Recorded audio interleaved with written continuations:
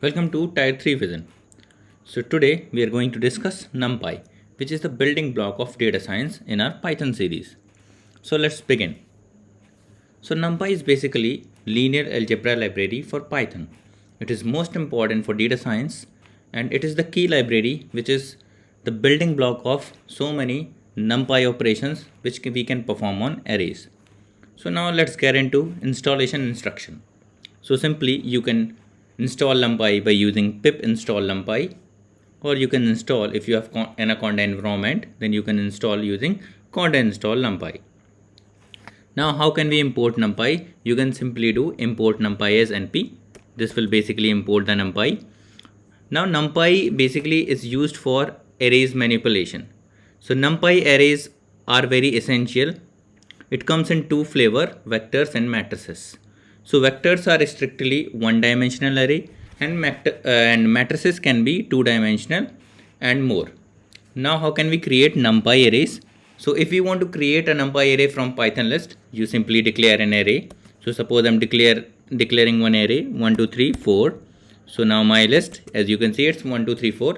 Now basically what you need to do, np.array, and we need to pass in my list to this particular function. So this will give us an array of 1, 2, 3, 4. Now next comes the matrix, which is basically the two-dimensional array. So in two-dimensional array, we'll be having rows on x-axis and columns on y-axis. So you can see here it's a two-dimensional matrix followed by the two brackets. So inside this array, we have 1, 2, 3 and 4, 5, 6 and 7, 8, 9. So this is basically our two-dimensional matrix or two-dimensional array we declared here. And now if you want to convert this two-dimensional array or two-dimensional list into NumPy array, simply we can pass it on to np.array and it will basically convert it into two-dimensional array. Now let's get into some built-in method. So there is a lot of way to generate arrays. So one is the most important, it's basically array. It is one of the most important. So you can do np.arrange 0 to 10. So it will basically give us integer from 0 to 10. So all the integers will be followed by 0, 1, 2, 3, 4, 5, 6, 7, 8, 9. Now next comes np.arrange. So and we can give three parameters. So now we got around 0, 11 and 2. So this will generate an array with difference of 2. So our array will be, as you can see, our array will be 2, 4, 6, 8 and 10. Now next comes, we want to generate an array with zeros. So np.zeros is a built-in function provided by the NumPy array, which will basically generate zeros, an array of zeros. So as you can see here, if I'll give np of zeros of 3, it will generate an array of 3 zeros. Similarly, you can generate two-dimensional array by giving two arguments 5 and 5. So this will generate an array of 5 rows and 5 columns of zeros. So as you can see in the output. Now suppose you want to generate NumPy of 1. So similarly with as like 0, you can do np of 1s of 3. So it will generate an array of 1.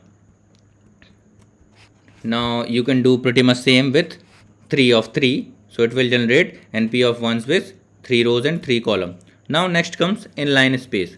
So inline space is basically evenly spaced number over specified interval.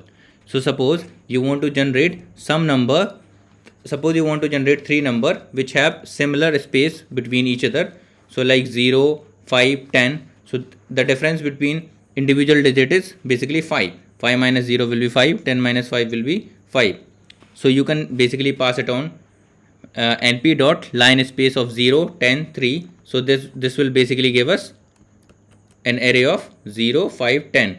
Similarly, pretty much you can do with other parameters also. np dot line space 0, 10, 15. So this will 50. This will basically generate 50 integer array with 10, 10 differences. So it will generate like 0.20, then 0.40 and followed like that. So it will generate like that between 0 to 50.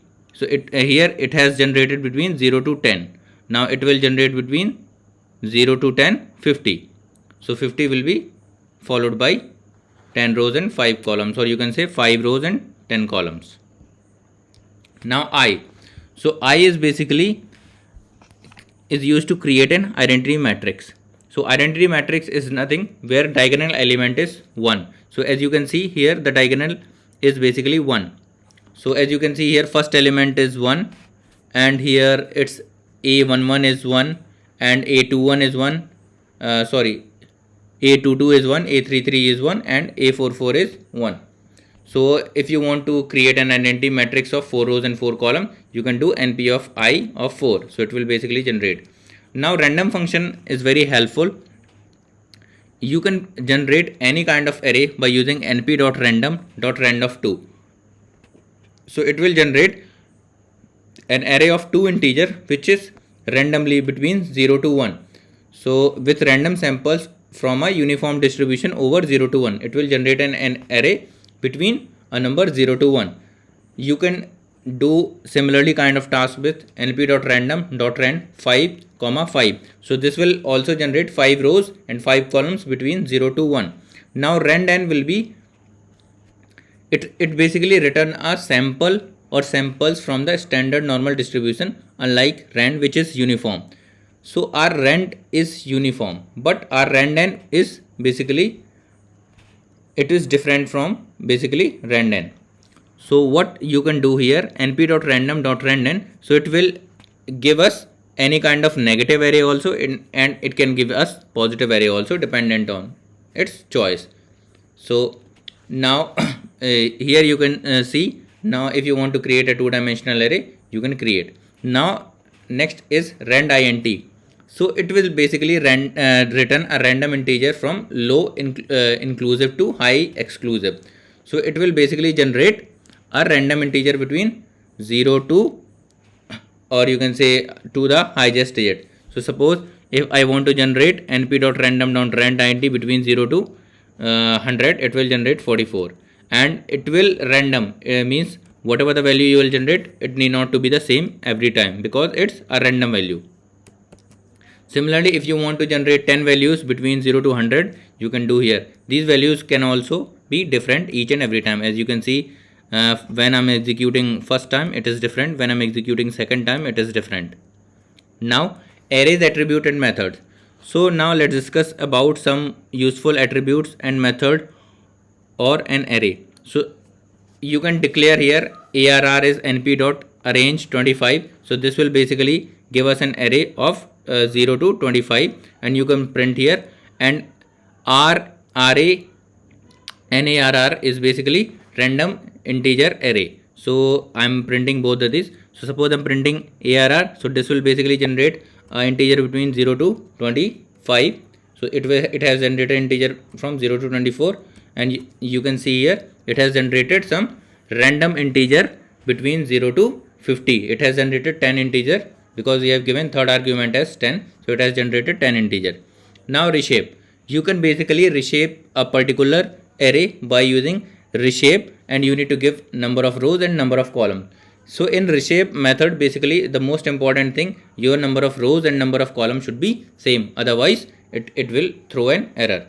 So the elements can be same. So suppose I have declared this ARR, it has 25 element, 0 to 25, so it will reshape it as 5 rows and 5 columns. So as you can see here. Now max and min, argument max and argument min. So these are the very useful method for finding maximum values and minimum values, or to find their indices location using argument max and argument minimum. So suppose I have this array which is a 10 random integers between 0 to 50. So now if I basically want to find out the maximum element, I can basically say name of the array followed by the max. And if I want to find out what is the position of my largest element, it will give us 9th position. So as you can see, 48, you can count 0, 1, 2, 3, 4, 5, 6, 7, 8 and 9. Now similarly pretty much you can do with minimum also. So minimum is 0, as you can see, and 0 is on our which position, As you can see, it's on the 7th position. Now shape. So shape is basically you want to basically check what is the shape of our particular array or matrix. It's a two-dimensional matrix. It will give us two-dimensional shape. Suppose 5 cross 5. It is one-dimensional matrix. It will give simply the rows. As you can see, what is the shape of our ARR? It is basically 0 to 25. It's a linear array, so it will be 25. Now you can pretty much do same thing here. You can also reshape our particular array from 1 to 25. So it will basically put one array and 25 array in a different column. So as you can see, it is two-dimensional array, but this array is now inside another array 1 to 25. So it has basically generated in a two separate brackets, and you can do reshape using, and you can find out its shape also. So suppose whatever the reshape arrays you will be having, you can find its shape using shape method. So now it has basically told it has how many rows? 1 rows and 25 columns. And you can do reshape also. So now what I did, I have done 25 rows and 1 column. Now again you can do reshape and you can find shape. So you can see firstly our array was 1 row and 25 column. Now our row is 25 rows and 1 column. And you can find out the data type of array by using arr.dtype. D is for data type, and you can see it's int 64. That means our array is integer. So thank you so much guys. I'll see you guys with the next series. Till then, take care. Please do like, comment and subscribe. Thank you so much.